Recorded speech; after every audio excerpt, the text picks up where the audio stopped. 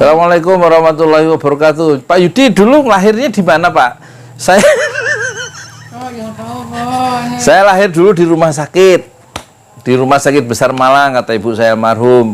Saya bukan di dukun beranak, kan ditolong sama dokter dari Jerman dulu. Jadi sejak kecil, saya waktu lahir itu sejak kecil sudah punya ini dimensi internasional. Maklum dokter aja dokter Jerman. Karena ada orang yang lahirnya ditarik sama dukun.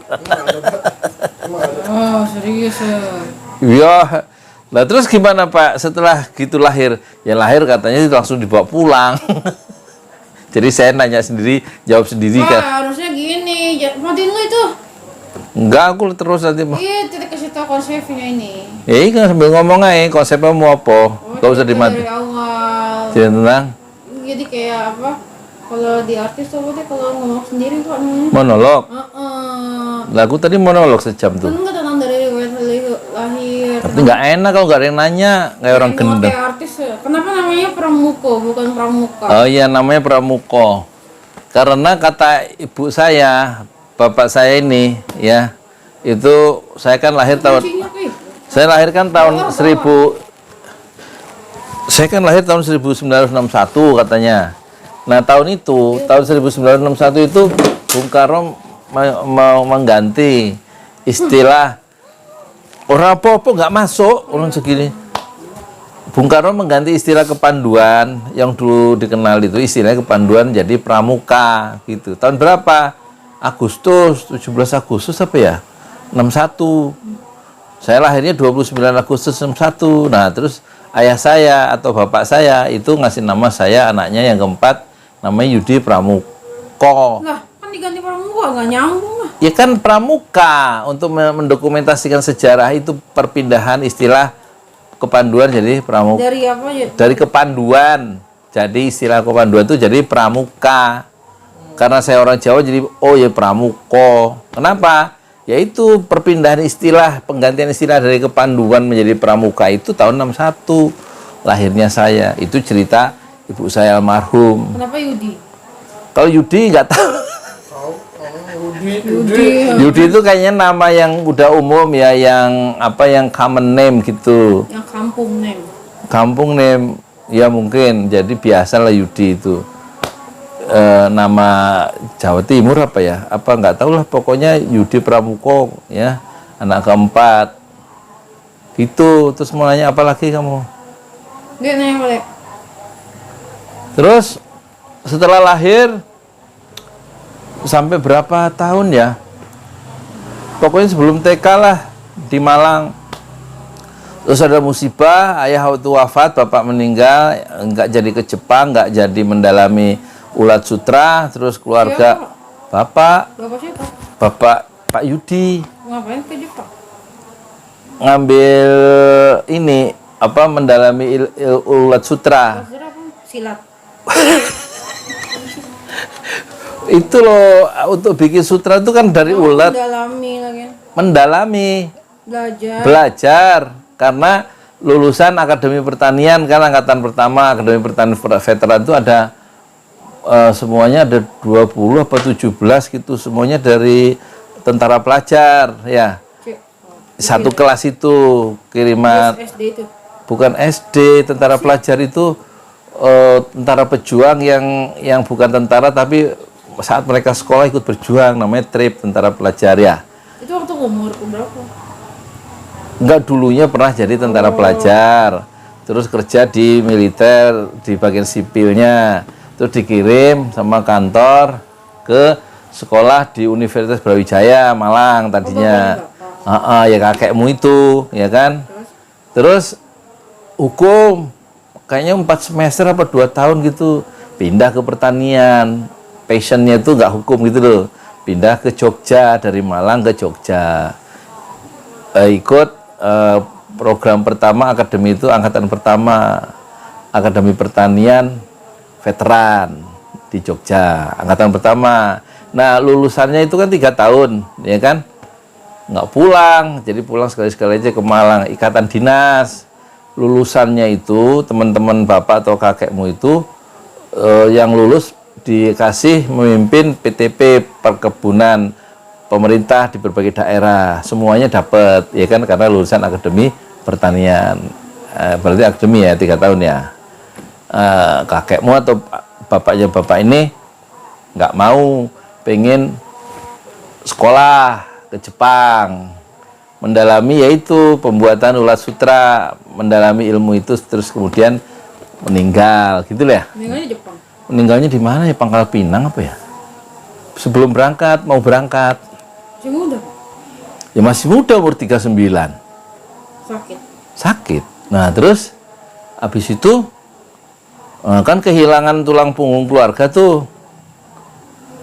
Uti, ibunya bapak, ya kan?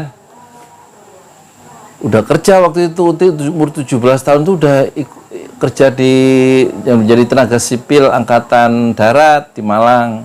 Karena asal pulang sekolah, atau kan dulu ditinggal di asrama kalau nggak salah, asal lihat mobil tentara itu kok enak, berangkat, dijemput, pulang kerja, dianterin gitu ya. Terus pengen jadi pegawai negeri, umur 17 kalau nggak salah, udah jadi apa, sipil, tenaga sipil Angkatan Darat, udah kerja. Nah, terus setelah bapak meninggal itu kan pada menjadi yatim tuh 6 orang. Masih bedanya jauh umurnya ya? Uti sama bapak itu 27 ke 34, 7 tahun bedanya. Jadi waktu Uti umur 30 atau 31 gitu ditinggal suaminya, masih umur 32, ya kan, dengan 6 anak. 1, 2, 3, 4, 5, 6, 7, 6 anak. 6 anak langsung yatim dalam sekejap. Nah, kakekmu itu atau bapaknya bapak itu punya cita-cita, makanya anaknya semua itu punya akte kelahiran. Ya. Zaman itu, zaman tahun 60. Zaman itu, ojo guyu rek, iki lagi rekaman piye toh? Sik ta lah. Lagi apa, kata Uti, wah, moga-moga jangan nanti malah berisik lagi, ustalah. Iki dia lagi nanya, mau nanya, ustalah nanti dulu.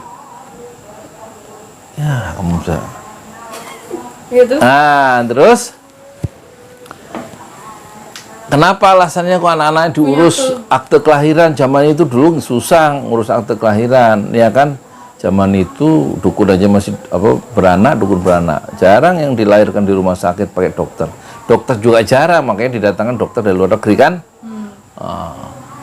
Karena kata Uti, versinya Uti, karena bapak suaminya atau bapaknya bapak tuh mana tahu anak-anak itu satu saat keluar negeri, jadi mudah karena punya akte gitu. Akhirnya semua keluar negeri kan, kecuali bapak belum. Yang keluar negeri itu Dia juga belum. Kan udah umroh. Dia belum berangkat. Kapan? Ya nanti insya Allah kan. Bawa juga insya Allah. Insya Allah. Yang belum Pak Buhari ya. Pak Buhari udah haji. Umroh. Iya kan udah keluar negeri. Ya. Pesawat. Iya keluar negeri kan harus pakai akte dah. Enggak. Ya ada data resmi. Bikin paspor. Ya daftar paspor dari apa anak dasarnya. Nah kalau Papu Gatot kan udah ke UK, ke Perancis, mana-mana, ke Australia. Terus kalau Agus apa lagi? oh itu Bapak Agus, Papu Gatot ke Seattle di Amerika ya. Bapak Agus mah dia apa kerjaannya kan? Enggak, Pilot kan? enggak, bukan pilot ini di bandara. Dia ini apa namanya? Vakansi apa namanya? Wisata, ya. Kalau saya yang belum, cuman tajur. Insya Allah. Insya Allah. Nah, jadi itu berpikirnya udah maju gitu loh kakekmu itu. Nggak mau kerja, maunya sekolah dulu sampai Jepang zaman itu, sampai mau pengen ke Jepang ya. Tapi Uti nggak kuliah. Uti SMA, ya. Uti SMP. Nanti SMA-nya sambil kerja, paket C. Gitu, teh. Wes ceritanya gitu sementara, apalagi? Part 2 nanti. Ya semenit lagi tuh. Terus apa tadi sampai meninggal? Apa sih? Iya. Tinggal yatim. Kalau dia yatim, keluarga itu berantakan dalam pengertian ekonomi toh. Karena bapak kakekmu tuh orang kaya, punya studio ini sini, kalau moto nyuci sendiri di kamar gelap. Zaman itu satu, Pantesan Eka suka. punya mobil, Bapak orang kaya dong berarti dulu. kaya dulu. Sekarang kaya juga. Alhamdulillah. Gitu. Zaman itu punya Serius, motor. Pak? Serius, Ya, serius. Serius. Ya kan? Terus ya nasib dalam sekejap berubah. Kata Uti itu Kayaknya mana? dulu, kata Uti itu kira-kira kan punya planning nanti si anak pertama kalau SMP begini, tahun sekian sini, tahun sekian gitu, udah di planning. Kata Uti dengan meninggalnya suaminya itu, bapaknya bapak, semua planning itu bubar. Seperti besok itu, kata Uti, besok itu mau panen raya. Malam ini banjir bandang, habis semua harapan itu. Terus 4 orang yang laki ini, 4 orang, laki kan 4, perempuan 2 ya. Itu yang 4 dititipin ke keluarga dari neneknya bapak yang Kristen di Surabaya. Ya enggak? Terus Biherlin, adik bapak itu, Biherlin sama bapak siapa? Biherlin sama siapa? Mbak Fati tetap di Malang. Diasuh sama Mbah ibunya Uti. Karena apa? Ya karena Utinya kerja, ya kan? Jadi ngumpul semua situ, ngumpul di Malang itu. Nah terus yang 4 ini kan masih kecil-kecil tuh. Terus di Uti itu dihina sama yang saudaranya di bapak itu. Wes, ikut semua sama mboknya sama ibunya biar jadi kere kabeh, biar jadi orang susah semua gitu ya. Uti sakit hati, ya kan, sakit hati, kira-kira begitu. Semangat berjuangnya tumbuh karena dia pengen membesarkan anak-anaknya sendiri, meskipun sendirian pengen membesarkan anaknya 6 orang. Terus akhirnya yang 2 dititipin ke Bandung, bapak sama Pak Gatot dititipin ke Bude Bandung. Iya, ini Bude itu bapak ibunya Pak Pohan, ya kan, almarhum. Dia ditemenin sama Bude Pak, orang Ngebruk, saudaranya Uti, nemenin. Kan bapak masih TK tuh, nemenin. Terus nanti nggak lama Bude pulang ke Ngebruk, ini ditinggal bapak TK-nya di Bandung, di Citamiang, sama Pak Gatot, ya nggak? Nah yang 2 kan masih ada di Surabaya tuh, Pak Hari sama Pak Agus. Nanti Pak Hari itu lari ke Malang karena pengen deket sama emaknya. Ke Mbah masih lari dengan mbahnya. Uti udah ke Jakarta tuh tahun 70 sama Biherlin sama tapi waktu itu Pak Gatot tuh terus ke Jakarta kok. Ya kan, ke Jakarta. Jadi ke Jakarta, nggak lama di Bandung itu. Sekolahnya di SD-nya di Jakarta Pak Gatot itu. Bertiga tuh sama adiknya 2 yang perempuan, Biherlin sama mamanya Fatih itu. Bapak sendirian di Bandung sampai kelas 5 kan. Udah nggak ada Pak Gatot di Malang, di Cililitan, Jakarta Timur.